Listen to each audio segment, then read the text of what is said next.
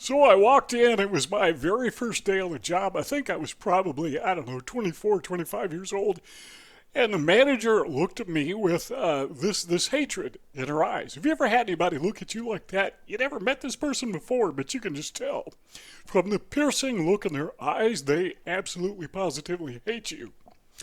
That was the look I got. Now, the question is, why did this person hate me? This was the manager of the store that I was hired to work at, Kentucky Fried Chicken. It wasn't because I was a bad worker, because I hadn't even started yet. And it wasn't because I'm autistic, because how would she know? She never met me before. Well, I didn't even know at that point in time, come to think of it. So why is it that this person hated me? It didn't make any sense. And that kind of raises a question, is why do we hate people? Now, we're focusing specifically on people with autism, with Asperger syndrome, high-functioning autism. So keep that in mind. But why is it that people hate other people? And what can we do about it when we are caught in that web of hatred? When we become the target and someone else is doing the hating? Or, for that matter, when we're doing the hating, what can we do about it? All right, so I had to think about it, and I just couldn't figure it out. Well, it turned out that job lasted about 2 weeks because she absolutely positively would not let up. Once I started working, didn't matter what I did, it was done wrong. And she absolutely positively hated me. And the only thing I could think of, and I could be wrong on this, but the only thing I could think of is that the owner hired me without consulting her, that he hired me behind her back, so to speak, and she didn't like that. Now, maybe she thought I was hired and she was fearful that I would take her job. Or maybe she knew me from somewhere else that I didn't know about and she had heard something bad about me. But I have no idea. I think the first option was probably the most tenable, that she didn't like the owner hiring people without consulting her. And she felt a little bit threatened, maybe a little bit, I don't want to say abused, but deprecated because of that. So that was, that was a long time ago. But, 45 years ago? And to this day, I don't even know if she's still alive, but I don't know. Why did that person hate me?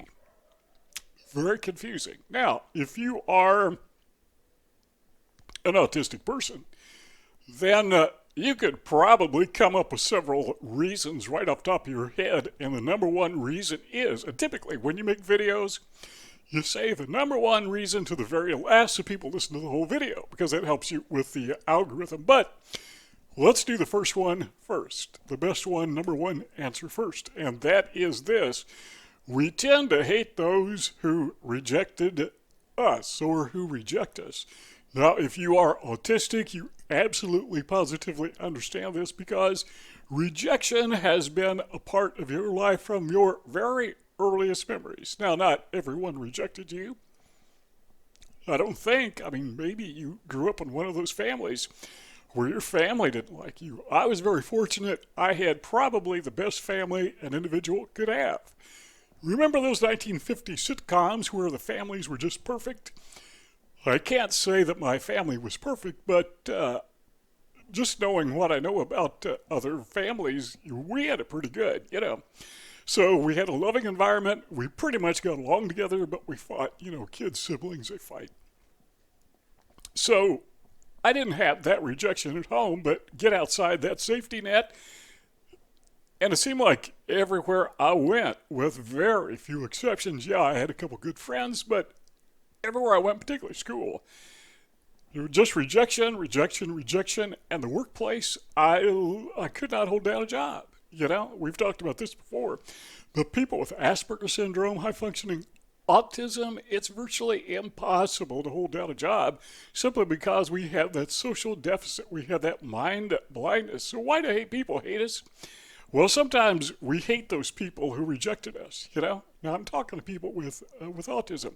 Sometimes we hate those people because they rejected us. And why did they reject us? Why did they hate us? Well, because we're different, But a lot of times they hate us for the same reason, because they don't understand us. Because they see us, we're not able to socially communicate with these people normally. And they misdiagnose that. They misinterpret it. They think that we are being hateful, that we are being aloof, we're being arrogant, we are, what's the term? We are somehow shorting them the affection that they deserve, or however you want to say it. I don't know, maybe you can say it better than that. But we tend to hate people who reject us. The second reason we hate people is because we tend to hate people who hurt us, or at least we reject people who hurt us, and this goes along those very same lines. Typically, when people reject us, it hurts us. But it's not just rejection. Sometimes people steal from us, or sometimes people will offend us. Sometimes it's no big deal. Somebody cuts you out in traffic. Seriously, get all upset about that.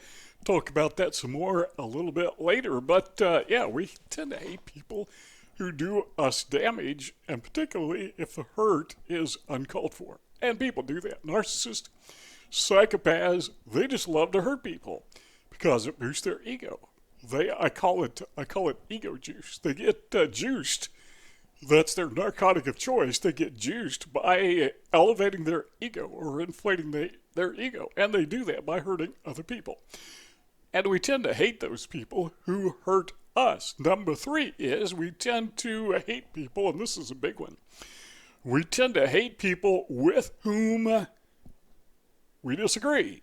This is something that's always bothered me, but people argue because they disagree and they hate each other. I don't understand that. So you have, let's take religion, for example.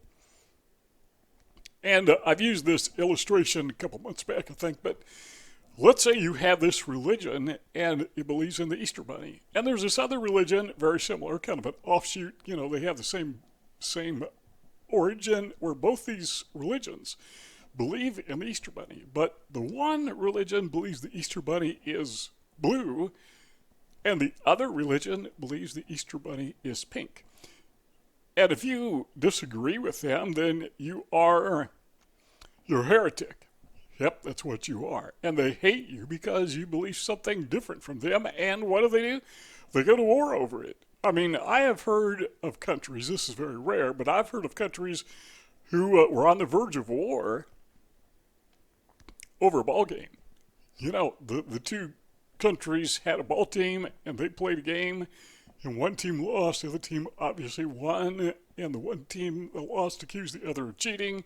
And how dare you accuse us of cheating? We won fair and square, and our ego, our national pride has been defamed, and we're going to stand up for it. And they about went to war with each other because they disagree. Politics, same thing. Sometimes we hate people because they have a different political view, or they have a different sociological view. That doesn't have a whole lot to do with autism, but it's just to understand that, yeah, there are a lot of reasons why we hate people, and a lot of it is kind of dumb, I mean, so what if somebody disagrees with me? Is it really that big of a deal? Do I hate myself because I disagree with myself? I mean, here I am, nearly 70 years old, and I got to say, I disagree with some of the things that I believed when I was younger. So do I hate my younger self? I don't think so. But other people who believe what I used to believe, then that natural human inclination to hate that person because they believe what I used to believe, my inclination is to hate them. I know I shouldn't. I know it's wrong, but that's just a very natural thing. So we tend to hate people with whom we disagree. Just flat out stupid, isn't it? Number 4 is we tend to hate those. And we're going to get to the solution, what to do about this, in just a moment. But we tend to hate those who hate us. The only reason I hate this person is because this person hates me. Now, I'm not sure that I can say that's justified, but I would say that defending yourself certainly is justified. Because if somebody hates you and they lash out against you and try to do you mental or physical harm, then yeah, I think you are in a position to defend yourself, but do you have to hate the person? There's this thing in the Bible that says we're supposed to love our enemies. It doesn't say hate your enemies, but it doesn't say don't have enemies. How can you love your enemies if you don't have any? So it's almost like the Bible says, not that you should have enemies, but you're going to have enemies. So go ahead and love them, but they are your enemies. Never forget the enemy is the enemy. So, the fact that you love them doesn't change that. I'm thinking of a pit bull. I don't know what you're thinking of, but I'm thinking of a pit bull who is mean. That's my enemy, All right, he's on a leash, he's on a chain, he's in somebody's fenced backyard, and he is throwing his fit when I walk by. Now, in my mind, that dog is my enemy, but I don't think I hate the dog. I just don't care to be around him. I understand the dog is mean because that's his character, that's his nature. Can we apply that to people? Do we have to hate them because they have a nasty nature?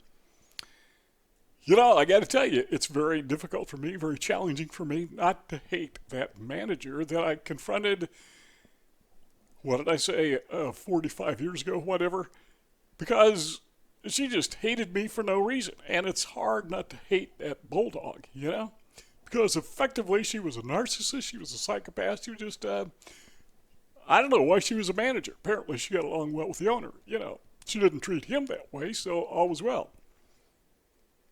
Why do we hate these people?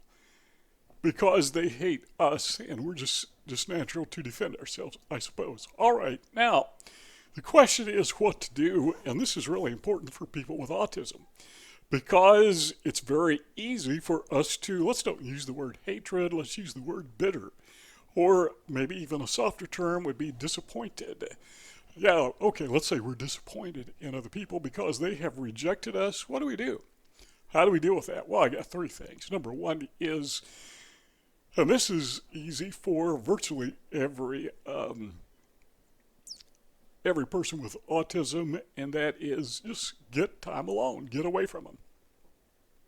And I was thinking about this the other day, that there are times when I've been around people and they hurt me and they offended me, and the thought occurred to me that if I had not been around those people, they would not have hurt me. They would not have offended me because I would not have been there, It's kind of like if you've ever had a traffic ticket and you think to yourself, if I had taken a different route, the cop wouldn't have caught me, right? Or maybe he had offended me or whatever. If I had left a little bit earlier, a little bit later, if I had not been at that place at that time, that experience would not be there.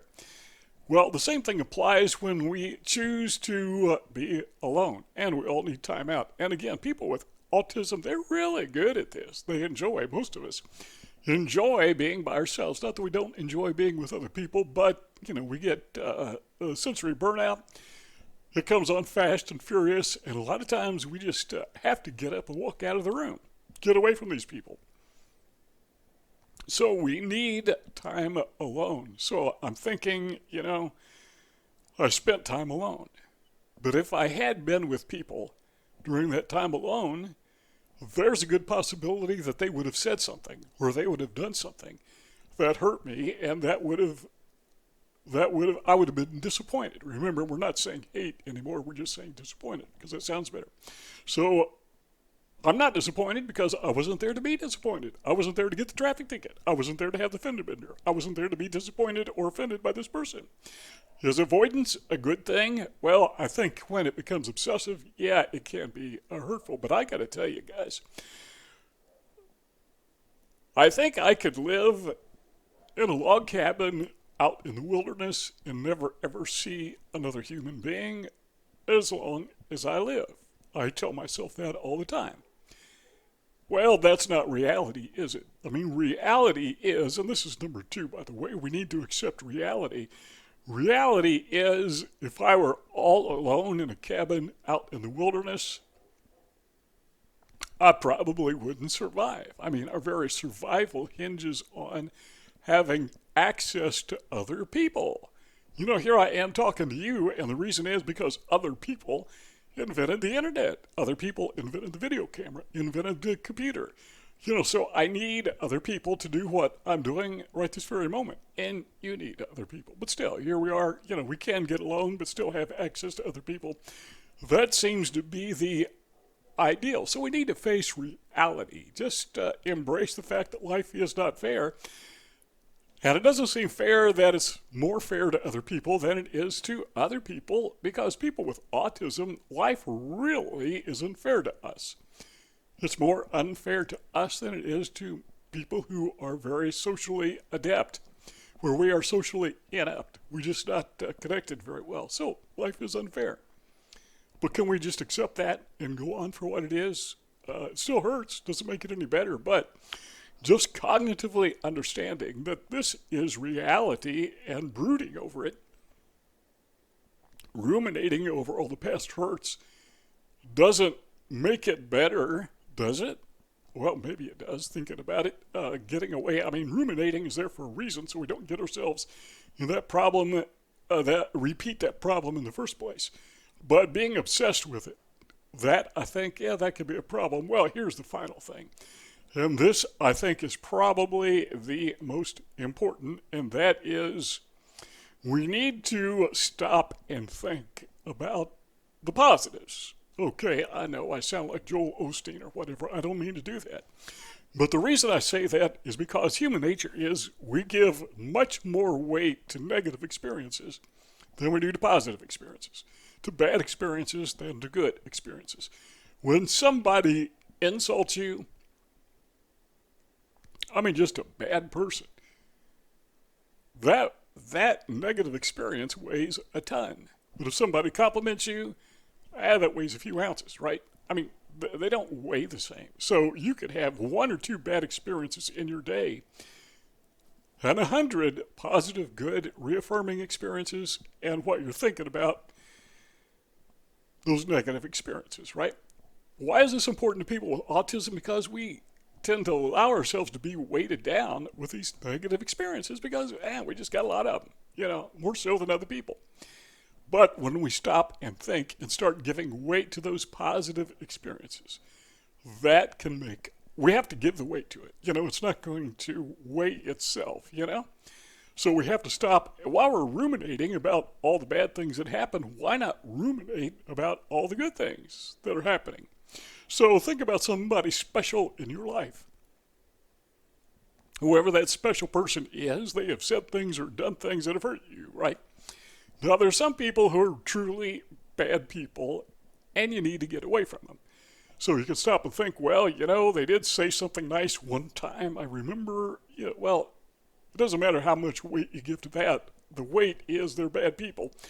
Get away from them, stay away from them. If they're narcissists, if they're psychopaths, my personal experience is go gray rock, cut them off. But that's not always the case. I mean, a lot of times, that manager at Kentucky Fried Chicken, I honestly couldn't find any positive experience to give weight to. Some people are like that. But there are other people in our lives that you got to stop and think. Yeah, they said something that hurt, or they did something that hurt, and it weighed very heavy, but they also did some positive things. So we need to give positive things to those and do that throughout our day. Wherever you go, chances are you're going to encounter somebody who is going to be nice to you, but we don't even think about that.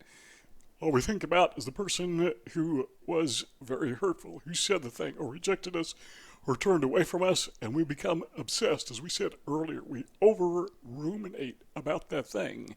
So the solution is, in my opinion, I guess the phrase is count your blessings, and not just count them, but give weight to them. So do this. When you're laying awake at night and you're thinking, you're ruminating and you're thinking about this person who hurt you, one thing is stop and think about that person. Well, what are the positive things about that person? What can I give weight to that was very helpful? And then flip it backwards and say, well, what weighty, hurtful things have I done compared to the positive things? Because we tend to invert that. We give a lot of, when we do it, we give a lot of weight to the positive things, and the negative things, they're lightweight. We don't even think of those things, right? So the solution, again, is count your blessings. I mean, seriously, try it. 2 rectangles on the screen. Let's keep talking together if you want.